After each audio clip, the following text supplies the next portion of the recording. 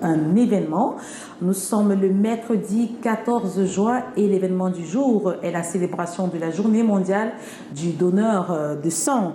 Et aujourd'hui, ils sont rares, ces donneurs de sang-là. C'est ce qui justifie le fait que nos banques de sang sont presque vides. Le ministre de la Santé a fait un plaidoyer le 7 juin dernier en prélude à la célébration de cette journée aujourd'hui. Il était question à l'endroit bien entendu des Camerounais pour que ces derniers puissent donner de leur sang pour sauver des vies. C'est un fait. Au Cameroun, le Cameroun a besoin chaque année de plus de 416 000 poches de sang, mais en 2022, donc l'année dernière, toutes les formations sanitaires n'ont reçu que 148 000 sur les 416 000 attendus. Vous pouvez imaginer le gap. Et pour sauver davantage des vies, Manamouda Malachi en appelle au sens patriotique de ses compatriotes, de même qu'il salue l'action des donneurs bénévoles qui ne représentent que 1,57% de la population. Et ce 14 juin, date de célébration du donneur de sang, on constate quand même une mobilisation exceptionnelle de pratiquement plusieurs corps de métier. Et vous ne me le démentirez pas, professeur Guy Pascal Ngaba. Bonjour madame. Voilà. Oui, effectivement, je ne peux pas vous démentir. C'est une mobilisation exceptionnelle qui a eu lieu ce jour, le 14 juin. Comme chaque année, la communauté internationale célèbre la journée mondiale du don de sang, qui cette année est axée sur le thème de sang, plasma, partageons, donnons souvent. Alors, merci, professeur Guy Pascal Ngaba, d'être sur ce plateau ce jour où vous êtes très sollicité. C'est un jour important pour vous. Vous avez tout de même trouvé du temps pour venir sur ce plateau pour édifier les téléspectateurs de Canada International, notamment un jour, un événement. Je tiens à préciser que vous êtes médecin biologiste. Vous êtes chef du service de laboratoire biologie à l'hôpital gynéco-obstétrique et pédiatrique de Douala. Vous êtes également directeur médical de ce côté-là. Merci. Alors, dites-nous, est-ce que votre banque de sang connaît aussi ce problème que connaissent les autres banques à l'échelle nationale, c'est-à-dire les banques vides? Merci madame de me poser cette question. Effectivement, l'hôpital gynéco n'est pas un îlot isolé. Le problème qui se pose est un problème global. Celui déjà, comme vous avez mentionné les statistiques tout à l'heure, nous avons à peu près 35% des poches de sang que nous souhaiterons avoir sur l'ensemble national du territoire. Alors, l'hôpital gynéco essaie, tant que faire se peut, de garder un approvisionnement constant de la banque de sang. Nous avons, par exemple, pu avoir 1433 poches de sang au cours de l'année 2022 et nous en avons utilisé pratiquement les 97%, ce qui dénote déjà du fait qu'il y a un énorme besoin et que l'offre est toujours insuffisante. Alors, à l'hôpital, à la banque de sang chez vous, quels sont les produits sanguins? Alors, il faut noter d'abord que nous pratiquons la fragmentation systématique du sang, c'est-à-dire que nous ne faisons plus de sang total. Donc nous avons à disposition des concentrés de globules rouges qui sont les produits les plus demandés, notamment pour traiter les anémies chez les enfants, chez les femmes enceintes et chez les groupes particuliers de population.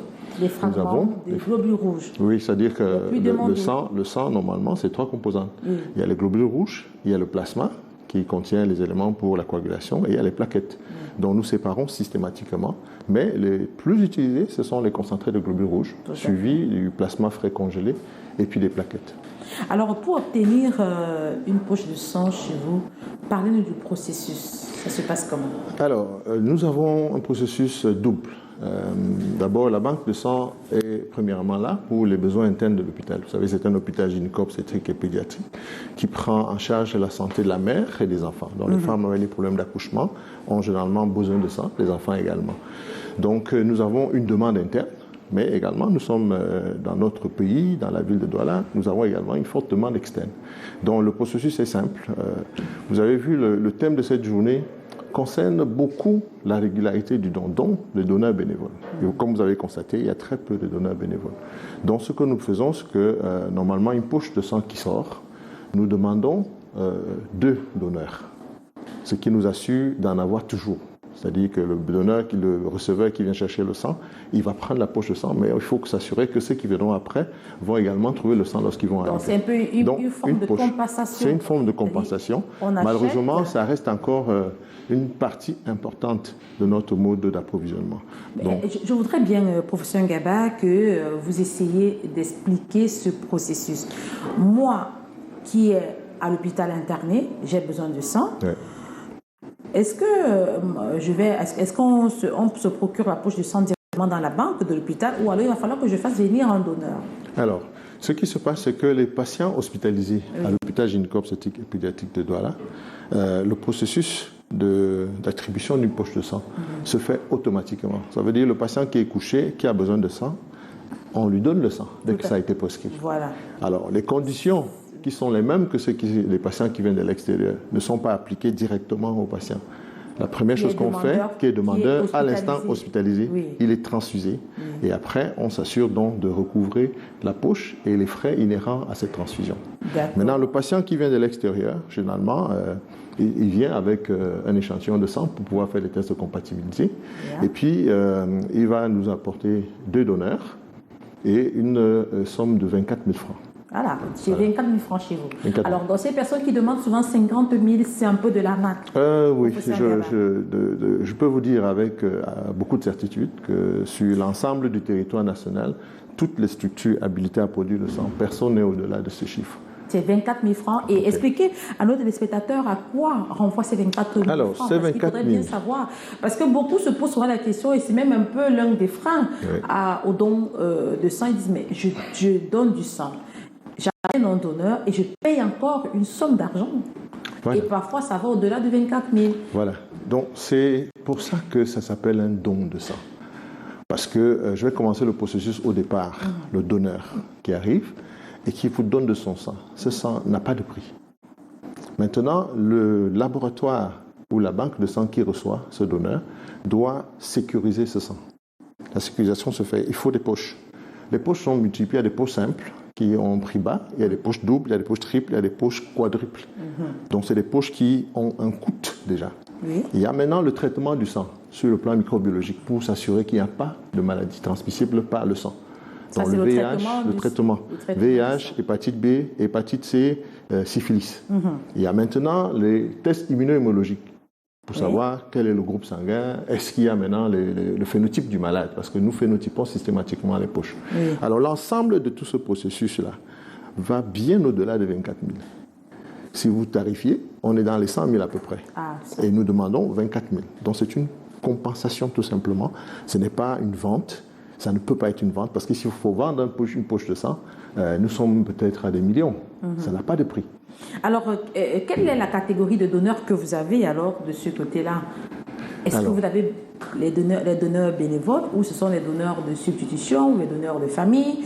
Ça se passe comment? Mais je pense quand même que les donneurs bénévoles se font très rares. Oui, ils sont rares. On a juste 1%, 1,57% si on s'en tient aux déclarations du ministre de la Santé. Oui, sur l'ensemble du territoire. Voilà, sur l'ensemble du territoire, sur toute la population camerounaise. Maintenant, si nous prenons les 147 700 Camerounais qui ont donné le sang de façon régulière l'année passée, nous sommes à peu près à une vingtaine de pourcents. Au niveau de l'hôpital gynéco, nous sommes à peu près à 10% de donneurs bénévoles. Le donneur bénévole est la grande cible de toutes ces journées mondiales que nous faisons, de ces campagnes de sensibilisation. Mais malheureusement, on observe quand même une mobilisation. Il y a une mobilisation ce jour, oui. Ce jour, parce qu'il y a même les journalistes, la corporation que je représente. Tout à fait. Je suis la vice-présidente de l'association des journalistes de santé et l'antenne de Littoral fait un don. Nous vous remercions grandement pour ce geste. À l'hôpital gynéco et à l'hôpital La Quintini de Douala. Ils sont mobilisés de ce côté-là. Donc après ce programme, je vais retrouver les troupes de ce côté-là. Et vous également, vous avez organisé des collectes dans 3 entreprises ce jour. Oui. Donc en quoi tout le monde est mobilisé pour donner du sang aujourd'hui pour Ngaba. Tout à fait. Et comme je disais, le but, c'est d'avoir le maximum de donneurs bénévoles et de réduire la part des donneurs de compensation, des donneurs de famille. Heureusement, nous n'avons plus de donneurs rémunérés. Oui. C'est-à-dire que nous avons mis un certain nombre de barrières. C'est un bon pas. C'est un très bon pas. Parce que c'est eux qui donnent le sang le moins sécurisé. Parce que pour eux, le sang, c'est une affaire d'argent. D'argent. Ouais. Il faut demander du sang et après, on paye ce sang et on se rend compte que tout à fait. Il n'est pas il n'y a pas de souci. Tout à fait. Alors, professeur Ngaba, généralement, ces donneurs-là, quels sont les groupes qui sont souvent les plus sollicités dans votre banque quand vous avez tous les groupes? Parce qu'il faut bien préciser qu'on a le groupe 50O, B, A, B, AB. Voilà. Voilà, d'accord. Donc, vous avez effectivement le groupe O, qui est considéré comme le donneur universel et qui est le groupe le plus représenté dans nos populations, au-delà de 50% selon des fractions. Ce qui veut dire que c'est le groupe qui est vraiment le plus sollicité. Comme il est un groupe donneur universel, les autres ont souvent recours à lui. Ensuite, nous avons le groupe A, et après le groupe B et le groupe AB. Okay. Donc maintenant, le groupe AB qui est receveur universel également. Qui est receveur universel. Donc maintenant, tout le monde. Donc lui, il n'a pas de souci, sauf que c'est la partie la moins représentée parmi les donneurs. Ah, d'accord. Donc maintenant, il y a également le facteur Rhésus, qui est un élément important. Parce que nous avons des éléments de Rhésus négatifs qui sont des groupes extrêmement rares dans la population. Donc nous avons au niveau de l'hôpital gynéco-obstétrique et pédiatrique de Douala créé un groupe WhatsApp qui permet, chaque fois que nous avons un Rhésus négatif, de le recruter comme donneur bénévole. Et nous avons déjà un certain nombre, qui sont plus d'une quarantaine. Il y a même d'ailleurs une association des donneurs bénévoles de Rhésus négatifs. Tout à fait. Parce qu'il faut bien le préciser. Vous me donnez l'occasion ici vraiment de leur rendre hommage, parce que ce qu'ils font est formidable. Chaque fois qu'on a eu besoin d'un groupe Rhésus négatif et qu'on a sollicité les membres de ce groupe, ils sont venus. D'accord. Alors aujourd'hui, qu'est-ce qu'il faut faire, professeur Ngaba, pour avoir un maximum de donneurs bénévoles? Parce que 1,57% sur une population de pratiquement 25%, c'est insignifiant. C'est insignifiant et que quand on soit en train d'attendre 416 000 poches de sang en une année pour le Cameroun et qu'on n'en reçoive que 148, c'est également insignifiant. Quelle est votre stratégie, vous, en tant que médecin biologiste, en tant que chef de service de laboratoire de biologie de cet hôpital? Ok. Pour l'hôpital gynéco, je vais vous dire, la stratégie va au-delà du chef de service. Ça va jusqu'au niveau du directeur général. Parce que depuis la création de cet hôpital et la mise en place de notre banque de sang, le directeur général a signé un document qui permet notamment d'inciter les gens à donner du sang.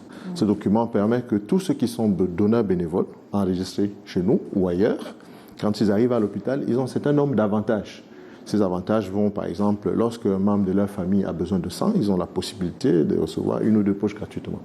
Ils ont un certain nombre d'éléments au niveau de l'hôpital, de facilitation, au niveau de la rapidité de la réception, au niveau des frais qui peuvent être réduits. Donc ces éléments-là permettent notamment aux donneurs de bénéficier également de ce caractère bénévole, de ce caractère humaniste dont ils ont manifesté en donnant le sang et en sauvant la vie de plusieurs personnes que parfois ils ne connaissent même pas. Donc c'est vraiment des éléments importants. Alors donc vous pensez que beaucoup d'hôpitaux ou d'hôpitaux, beaucoup de formations sanitaires bien sûr devraient copier l'exemple qui vient de l'hôpital gynéco-obstétrique. En toute modestie, je pense que c'est quelque chose qui nous a donné de bons résultats et je pense que ça pourrait effectivement être partagé par les confrères.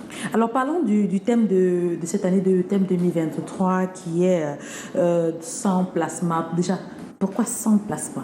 Parce qu'il faut bien qu'on comprenne, sans plasma, partageons la vie, donnons souvent. Sans plasma, partageons la vie, donnons souvent. C'est quand même... oui, c'est un thème extrêmement évocateur. Oui. Le sang, c'est ce que vous tous vous connaissez. Le sang, on donne le sang et tout. Oui. La composante plasma qui a été ajoutée à ça est extrêmement importante. Parce que comme je vous ai dit tout à l'heure, il ne s'agit pas seulement de régler le problème d'anémie que la population connaît. Mais il y a d'autres problèmes à côté qui sont les problèmes de coagulation. Ce plasma aide non seulement à régler les problèmes de saignement chez les femmes enceintes, ainsi de suite, mais également ce plasma est utilisé pour fabriquer un certain nombre de médicaments qui peuvent être utilisés chez certains groupes comme les hémophiles. Vous voyez un peu? Donc c'est quelque chose d'extrêmement important, des anticorps chez des gens qui ont des problèmes spécifiques immuno. Donc c'est quelque chose qui doit être précisé ainsi, sans plasma. C'est bon. Maintenant, partageons la vie, donnons continuellement. Ce donnons régulièrement là est important. C'est cette régularité qui fait appel au donneur bénévole, qui est capable de venir donner son sang 4 à 6 fois chaque année, s'il est de sexe masculin. C'est vraiment important. Cette régularité peut nous permettre également de commencer à résorber ce gap qui est de 65% en moins de poches de sang que nous attendons. Donc vraiment, cette régularité est la cible. Alors, professeur Ngaba, avant de sortir, il faudrait que je ne saurais vous laisser partir sans vous poser cette question. Que pensez-vous du Comité national de transfusion sanguine? Est-ce que vous pensez que ce comité joue véritablement le rôle à eux assigné du Centre national de transfusion? Voilà, le Centre national de transfusion sanguine. Alors, ce centre est vraiment quelque chose de salutaire. C'est-à-dire que pendant longtemps, nous avons fonctionné de façon extrêmement anarchique, donc avec des banques de sang qui poussent à gauche et à droite, de façon non standardisée. Chacun fait ses choses dans son coin comme il pense. Le Centre national de transfusion sanguine est quelque chose d'important que le chef d'État a mis à la disposition du corps de la santé pour pouvoir normaliser le don de sang, pour pouvoir fonctionner selon les standards. Et c'est quelque chose qui est en train de se mettre en place progressivement. Et lorsqu'il va fonctionner à plein régime, je pense que nous allons tous ressentir les bienfaits de cette structure qui a été mise en place, heureusement. Peut-être c'est d'ailleurs pourquoi le ministre de la Santé dernièrement a engagé ce centre-là à consolider la gouvernance dans ce domaine, à intensifier les actions de promotion du don de sang, à améliorer la sécurité transfusionnelle et surtout à renforcer les capacités de tous les acteurs impliqués dans la production des connaissances. Je suppose que c'est ce que vous faites de ce côté-là chez vous. Merci, professeur Guy Pascal Ngaba, d'être venu sur ce plateau. Vous êtes le chef service du laboratoire de biologie, donc à l'hôpital gynéco-obstétrique et pédiatrique de Douala. Mesdames, Messieurs, c'est ici que s'achève cet autre numéro de Un jour, un événement qui était consacré à la Journée mondiale du donneur de sang, et vous avez pu apprendre davantage sur les composantes de sang et surtout le processus d'obtention d'une poche de sang au Cameroun. Merci de nous avoir suivis. La suite, c'est du côté de Yaoundé avec Clément Ndobo pour Nous chez vous.